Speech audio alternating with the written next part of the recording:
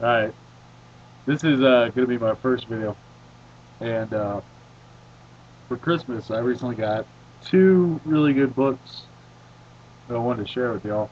And if you read books, you're probably familiar with them, but I still wanted to get their names out there because they're well known. But I these two books rekindled my love for books, and I haven't read books since pretty much high school, so just wanted to get them out there. First one. Actually, I'm gonna save the best for last. First, we're gonna stop. We're gonna start with Dmitry Glukovsky's Metro 2033. This is really good. You can get it from Orion Books, I think. You can find it on Amazon, wherever. It's really good. Print's pretty small. It's got how many pages? Like 458 in this version, and it's really good. There is some action in here, but that's not the point of the book. This book is it fucks with your head. Not as much as the book I'm about to tell you about, but this will get you thinking. This it's got a lot of memorable parts. Basically, it's about this this guy. Well, here I'll start off. There's a nuclear war that happened, and people in Moscow are forced to live in the metro stations. And this guy is living in a metro station, or one of them out of many. There's like probably like 30 metro stations or more, and actually there's about 30. No, there's probably a lot more than 30. Yeah, like it even includes a little map of the metro system on the front, and then in the back you have a close-up map of where the story takes place. And the book takes place in the metro stations, the tunnels of the metro stations, and outside on the surface, the irradiated surface. Well, this guy, he's living in a metro station. There are these things called the Dark Ones who come along and they fuck with people's heads and they kill them and all this shit. There's a lot of horrible shit that happens with these Dark Ones. Well, this guy comes along that his stepfather knows.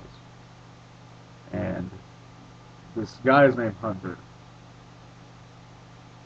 And he's on a mission to basically check out what the fuck is going on, seeing if he can stop it. And he tells the protagonist, well, he gives the protagonist a token. It's a cartridge case. I don't know if it ever says what type of cartridge case. Probably 7.62 by 39, same AK-47 cartridge. Anyways, uh, he tells him to take this cartridge case to a metro station called Polis. And basically, this book is about his journey to Polis and elsewhere. So it's a really good read. It took me I want to say about half a month with about an hour a day of reading because I haven't read in a long time. So I mean I could have got done with it a lot sooner, but that's just what I did with it. Really good read. I suggest you get it. You can get it for under, I'm pretty sure under $20 on Amazon. Way cheaper than that, I'm sure. You can find it somewhere. You can get it used for, I'm sure, 10 bucks or less. I don't know. Just fucking pick it up. On to one of the, alright, the best book I've ever read so far. I don't care what anyone says. I don't give a shit. I love this book. Now I'll tell you why.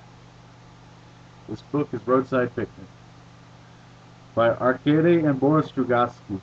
Strugatsky. I don't know if I'm saying that right. Both of these books are by Russian authors.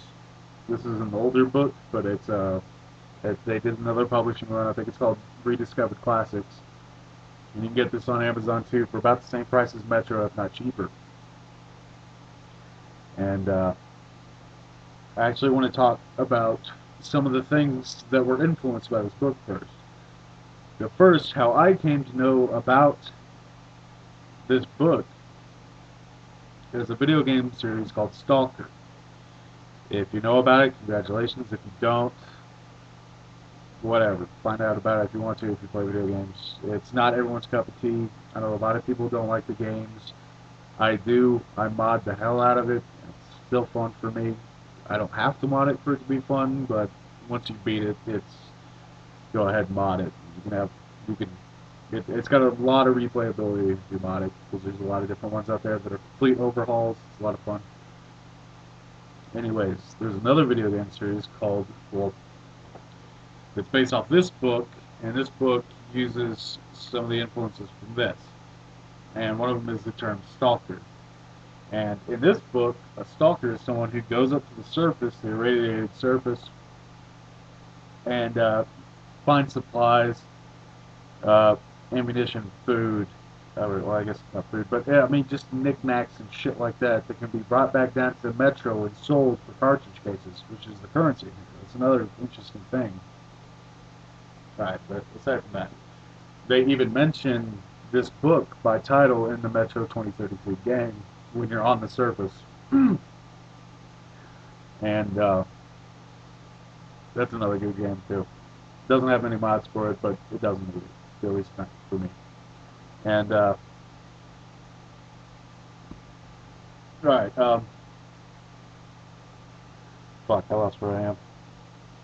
It mentions this. Okay, another thing is this has a movie based off of it called Stalker, and it's really fucking good. Watch it. Just it's really slow. It's not everyone's cup of tea, just like Stalker, the game. But personally, I love it. It's a good movie. The director, I believe, even died because of the filming of of the movie based off this book. Like radiation sickness, that was like it. He survived for a while after filming it, but then it finally got to him. I guess I don't know the full story. I gotta look it up again. It's been a while. It's been like a year or two since I looked up the story. Anyways, uh, finally to the book itself. Not much action at all. It's not an action book at all. It's more about the relationships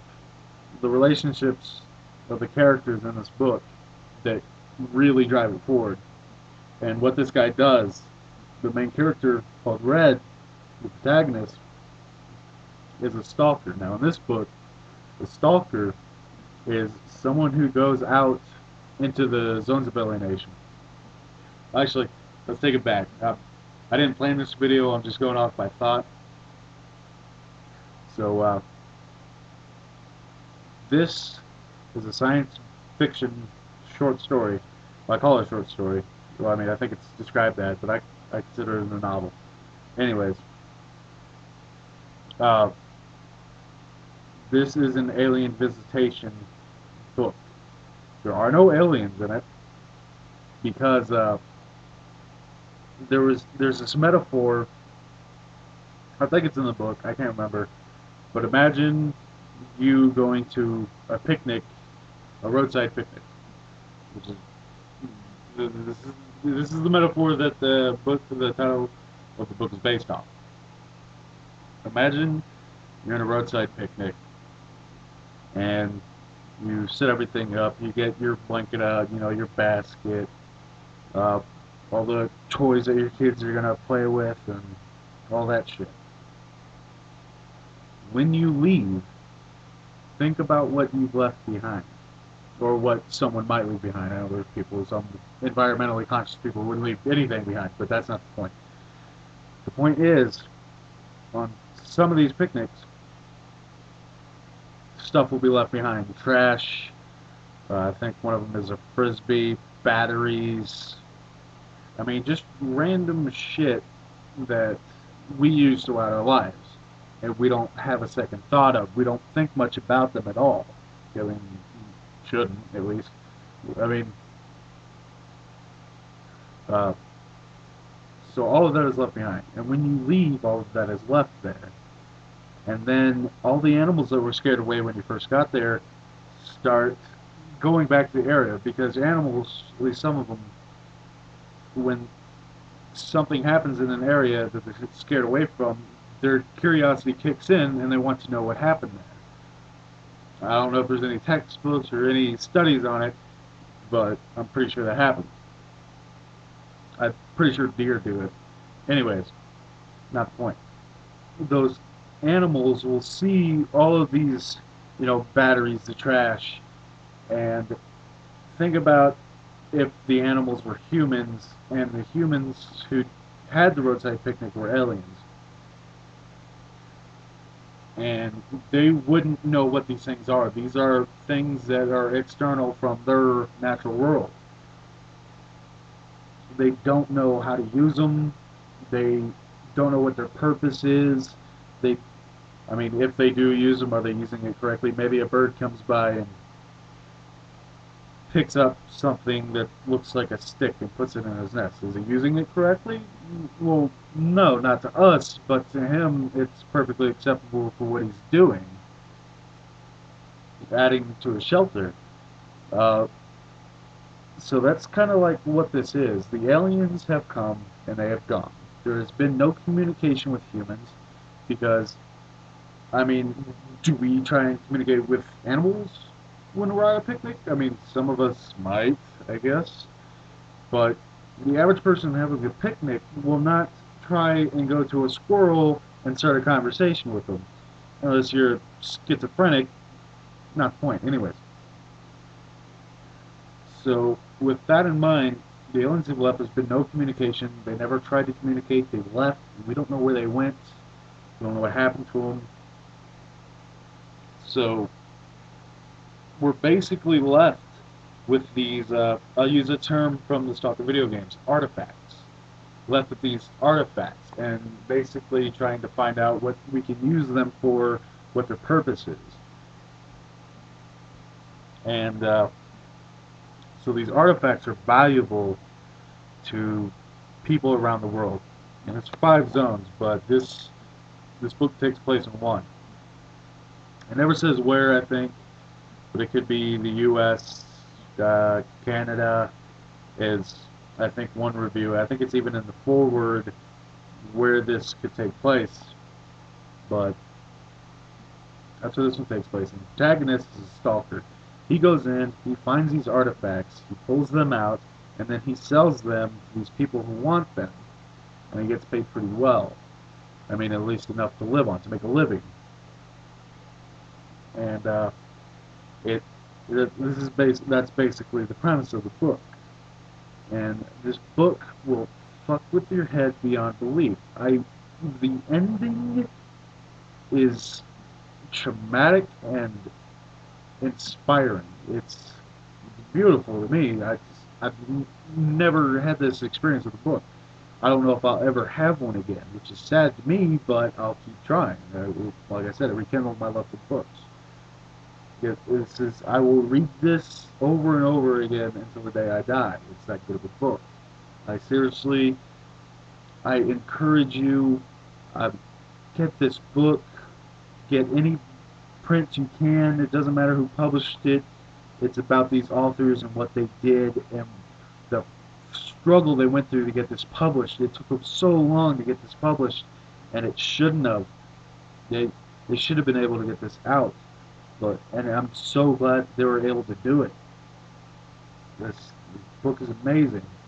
Just some people are like, oh, it's just a book, or I didn't like the story. Well, fuck you. This is important to me. This is a good book to me. It may not be to whoever watches this video and picks up this book. I don't give a shit. I have to get this out for me, for myself. This is a good book. I love it. It's really good. I don't know what else to say about it, so I'm going to end this video. Have a good day, and you can read the book.